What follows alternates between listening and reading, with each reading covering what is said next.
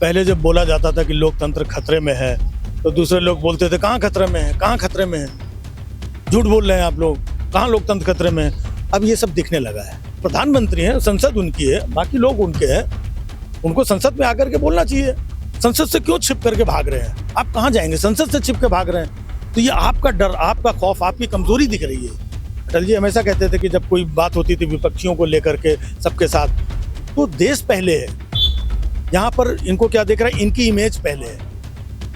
कहते जरूर जबान से देश पहले है, लेकिन देश पहले नहीं है इनके लिए इमेज पहले है। और जब तक ये इतना टाइम ले रहे हैं, अभी देखो अविश्वास प्रस्ताव लाया गया, अब इनको आना पड़ेगा, उसमें भी टाइम ले रहे हैं ये। क्यों? क्योंकि वो इनकी इमेज को जो डेंट लगा है उसकी तैयारी चल रही है, क्योंकि चारों तरफ से घिरे हुए हैं। तब उसकी तैयारी चल रही, कौन सा झूठ, कौन सा फरेब, कहाँ से क्या बोल करके, और एक अकेला और ये वो लंका हू करके मैं लंकेश, ऐसा कुछ करके उनको लगेगा, उनके लोग फिर सारा दिन मीडिया पे चलेगा तो मोदी जी ने ये कह दिया, वो कह दिया, और मणिपुर पीछे चला जाएगा। 4 PM न्यूज नेटवर्क में आप सभी का स्वागत है। मैं हूं क्षितिज कांत। आपको आज एक ऐसे शख्स से मिलाने वाला हूं जो राजनीतिक जितनी भी घटनाएं होती हैं उनमें हास्य तरीके से अपनी बात रखते हैं और सारी बात क्लियर कर देते हैं। हमारे साथ इस समय राजीव निगंज साहब हैं। आप एक कार्यक्रम देखते होंगे, बहुत हुआ सम्मान। सर आपका सर स्वागत। थैंक यू सर एक बात कर लें, अभी जो राजनीतिक जो गतिविधियां जो चल रही हैं, आपने संसद भवन में देखा संजय सिंह के साथ में क्या हुआ, सस्पेंड कर दिया गया। मल्लिकार्जुन खड़गे के साहब के साथ देखा, माइक बंद कर दी गई। तो डेमोक्रेसी में जो घटनाएं लगातार जो घटित हो रही हैं उस पर सर क्या कुछ सोचते हैं? मतलब पहले जब बोला जाता था कि लोकतंत्र खतरे में है तो दूसरे लोग बोलते थे कहाँ खतरे में है, कहाँ खतरे में है, झूठ बोल रहे हैं आप लोग, कहाँ लोकतंत्र खतरे में है। अब ये सब दिखने लगा है, नेकेड आइज से दिख रहा है। आप देख सकते हैं ये जो दो बातें आपने बोली, ये क्या है? लोकतंत्र की हत्या नहीं है, लोकतंत्र खतरे में नहीं है। बाकी देश में जो हालात हैं, किस तरीके से कहीं पर आगजनी हो रही, कहीं पर महिलाओं के साथ दुर्व्यवहार हो रहा है, कहीं पर धर्म के नाम पे कुछ हो रहा है, कहीं पर किसी विचार को लेकर कुछ हो रहा है, किसी पार्टी को लेकर, तो हर एक आदमी, हर एक नागरिक देश का इस वक्त टेंशन में, परेशानी में, मतलब महंगाई से, चीज़ों से जूझता घूम रहा है। तो ये देश मतलब कहाँ जा रहा है? आप तो मेरे पास माइक लेके आ गए तो मैंने बोल दिया, लेकिन एक आम नागरिक से आप पूछें जो सुबह घर से निकलता है कि कहीं से 2 पैसे 4 पैसे कुछ कमा करके निकाल ले आए, कुछ अपने घर के लिए कुछ भोजन पानी का इंतजाम कर ले, उस आदमी से पूछे कितनी तकलीफ में है वो। एक बात और भी करें, मैं सर ग्राउंड स्तर पर जाता हूँ, किसानों के बीच में, गरीब आदमी के बीच में इलिटरेसी ज़्यादा है।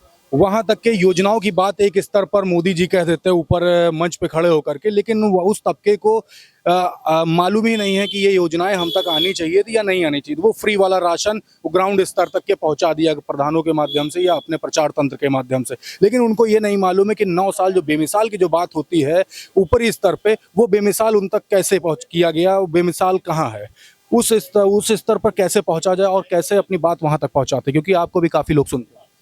ये बात तो मैं अपने माध्यम से, हास्य व्यंग्य के माध्यम से हमेशा करता रहता हूँ, जागरूक करता रहता हूँ। जो भी विषय है, जो भी झूठ है, फरेब है, ये लोग तो झूठ बोल करके बड़े बड़े चैनल्स में निकल जाते हैं। तो मेरे पास जितनी जिम्मेदारी मेरी है, जितने रिसोर्सेस मेरे पास हैं, तो मैं देश हित में, लोगों के हित में इन बातों का आसान तरीके से लोगों तक पहुँचाता हूँ। मेरा काम ये है। अक्सर तमाम लोग सोचने वाले ये सोचते हैं ये इस पार्टी से, उस पार्टी से, ये मैं किस पार्टी से हूँ? मेरा सिर्फ ये है कि जहाँ पर झूठ, फरेब या आम नागरिक के साथ में दुर्व्यवहार, अत्याचार किसी भी रूप का हो रहा है, तो वो बात सामने ला करके हम तो सबके लिए बात करते हैं, सबके लिए बात करते हैं, और सबके लिए ही बात करनी चाहिए। क्यों?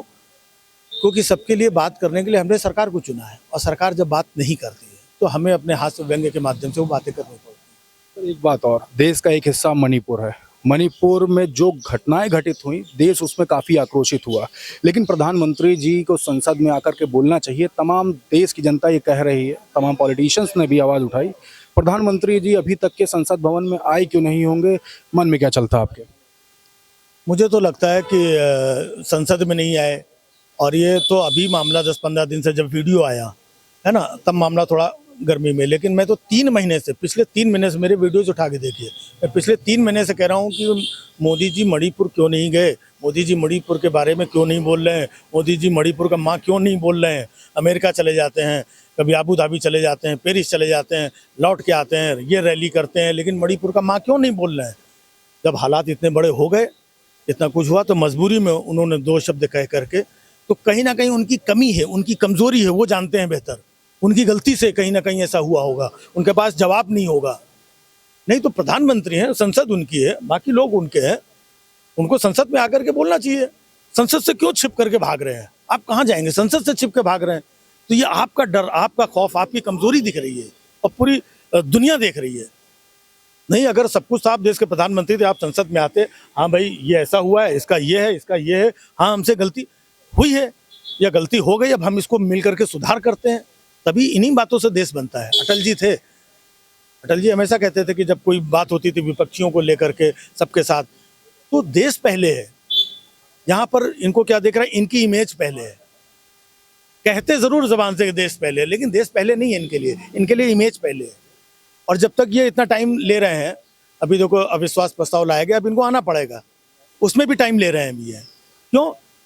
क्योंकि वो इनकी इमेज को जो डेंट लगा है, उसकी तैयारी चल रही है, उसकी तैयारी चल रही है। लगता है जब आएंगे तो मणिपुर की जो बातों से बोलेंगे। अब जब आएंगे ना, तो अब वो क्या, उनको क्या बोलना है, क्योंकि चारों तरफ से घिरे हुए हैं, तब उसकी तैयारी चल रही, कौन सा झूठ, कौन सा फरेब, कहाँ से क्या बोल करके, और एक अकेला और ये वो नंगा हू करके हा, मैं लंकेश, ऐसा कुछ करके उनको लगेगा, उनके लोग फिर सारा दिन मीडिया पे चलेगा, तो मोदी जी ने ये कह दिया, वो कह दिया, और मणिपुर पीछे चला जाएगा।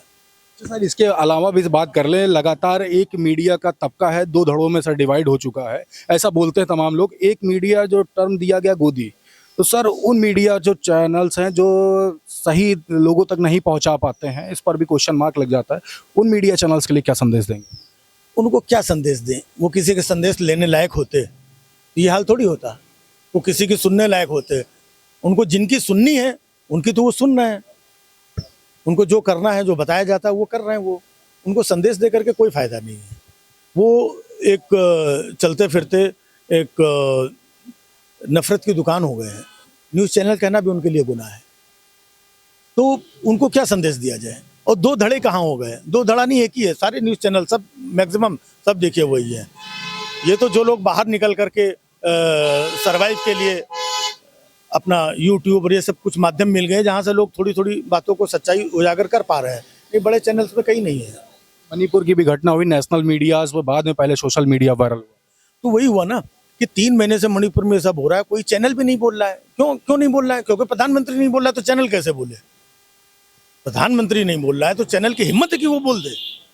चैनल की हिम्मत थोड़ी है। लास्ट में आपको जो जनता जो सुन रही है उनको मैसेज अपनी तरफ तरीके से एक मैसेज दे दीजिए। मेरा मैसेज यही कि भैया इस देश में माहौल ऐसा है, नफरत की बयार बह रही है। आप लोग मोहब्बत की लौ जलाए रखें, झूठ की है चारों तरफ फसल लहलहा रही है। इसमें से आप जो सच है उसको पता करिए, उसको उजागर करिए और सच का साथ दीजिए, देश का साथ दीजिए। देश पहले है और हम सब जितने भी हैं, कहते हैं ना 140 करोड़ भाई बहन, ये हम लोगों की जिम्मेदारी है। ये जो लोग हैं ऊपर बैठे हुए हैं वो सत्ता के लिए कर रहे हैं, और जो मीडिया है वो सत्ता पोषित मीडिया है। अब इसके बाद हमारी आपकी कहीं कोई सुनने वाला नहीं है। हमें जो सुना दिया गया हम वही सुनते हैं। इसलिए हमारी जिम्मेदारी ज़्यादा बढ़ जाती है कि हम देश हित में जो उचित है, जो सही है, जो अच्छा है, हम लोग निर्णय लें और एक दूसरे का हाथ से हाथ जोड़ें और मजबूती से देश को मजबूत बनाने की दिशा में हम लोग काम करें। Thank you very much. तो हमारे साथ राजीव निगम साहब थे।